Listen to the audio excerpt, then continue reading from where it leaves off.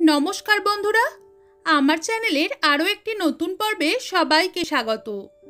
একদমই সহজ পদ্ধতিতে ও বিনা মশলায় বানানো পেঁপে দিয়ে তৈরি সুস্বাদু একটি রেসিপি আজ আমি আপনাদের সাথে শেয়ার করব, যেটা রুটি বা পরোটার সাথে খেতে খুবই ভালো লাগে এবং এটা বানাতেও একদমই কম সময় লাগে।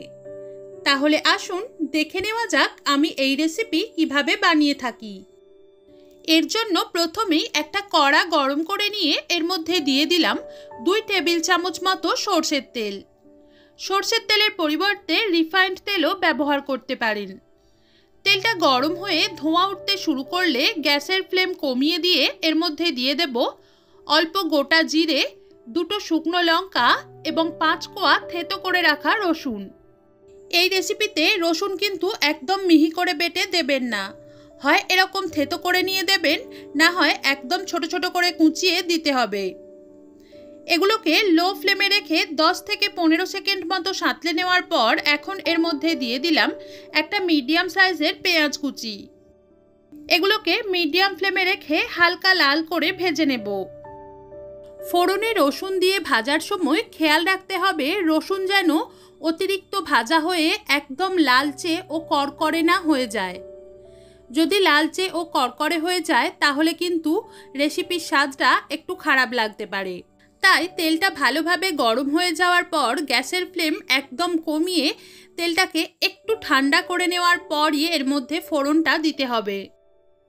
পেঁয়াজ কুচিগুলোকে হালকা লাল করে ভেজে নেওয়ার পর এখন এর মধ্যে দিয়ে দিলাম 3টে মিডিয়াম সাইজের এইভাবে ডুমো ডুমো করে কেটে রাখা আলু এবং অল্প নুন।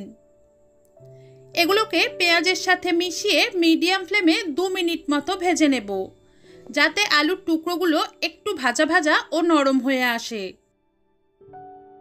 এবার এর মধ্যে 500 গ্রাম এইভাবে একটু ছোট ও পাতলা করে কেটে রাখা পেঁপে দিয়ে আলুর সাথে মিশিয়ে মিডিয়াম ফ্লেমে 1 মিনিট মতো ভেজে নিয়ে এটাকে ঢাকনা দিয়ে লো ফ্লেমে রান্না হতে দেব 10 মিনিট।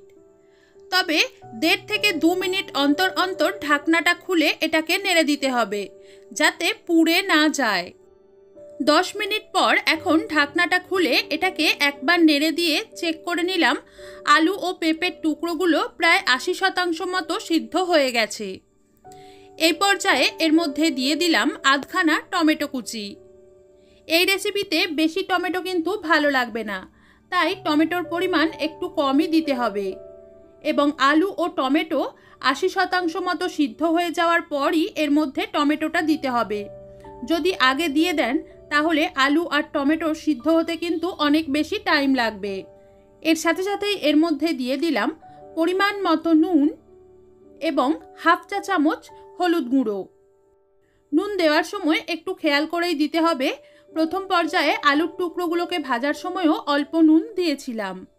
সব উপকরণ মিশিয়ে কয়েক সেকেন্ড ভেজে নেওয়ার পর এখন এটাকে ঢাকনা দিয়ে মিডিয়াম ফ্লেমে রান্না হতে দেব 3 থেকে 4 মিনিট মতো, যাতে টমেটোর টুকরোগুলো গলে গিয়ে আলু ও পেঁপে পুরোপুরি সিদ্ধ হয়ে আসে। এক্ষেত্রেও মাঝে মাঝেই ঢাকনা খুলে এটাকে নেড়ে দিতে হবে, যাতে নিচে বসে পুড়ে না যায়।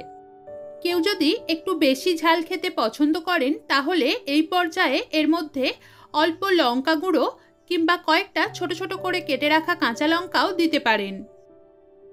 প্রায় 4 মিনিট পর এখন ঢাকনাটা খুলে এটাকে একবার নেড়ে দিয়ে এর মধ্যে দিয়ে দিলাম 1 চা চামচ চিনি। যেহেতু পেঁপের নিজস্ব কোনো স্বাদ নেই, তাই এর মধ্যে অল্প চিনি দিলে তরকারির স্বাদটা বেশি ভালো হয়। তবুও কেউ যদি তরকারিতে চিনি খেতে পছন্দ না করেন তাহলে চিনি বাদ দিয়ে সেম প্রসেস ফলো করেও এই রেসিপি বানাতে পারেন। চিনিটাকে সব কিছুর সাথে মিশিয়ে মিডিয়াম ফ্লেমে আরও 30 থেকে 40 সেকেন্ড মতো ভেজে নেওয়ার পর চেক করে নিলাম আলু ও পেঁপের টুকরোগুলো পুরোপুরি সিদ্ধ হয়ে গেছে। এখন গ্যাসের ফ্লেম অফ করে এটাকে একটা সার্ভিং প্লেট বা বাটিতে নামিয়ে নিলেই তৈরি হয়ে যাবে আমাদের আজকের রেসিপি। আজ এ পর্যন্তই। সবাই ভালো থাকবেন। বাই।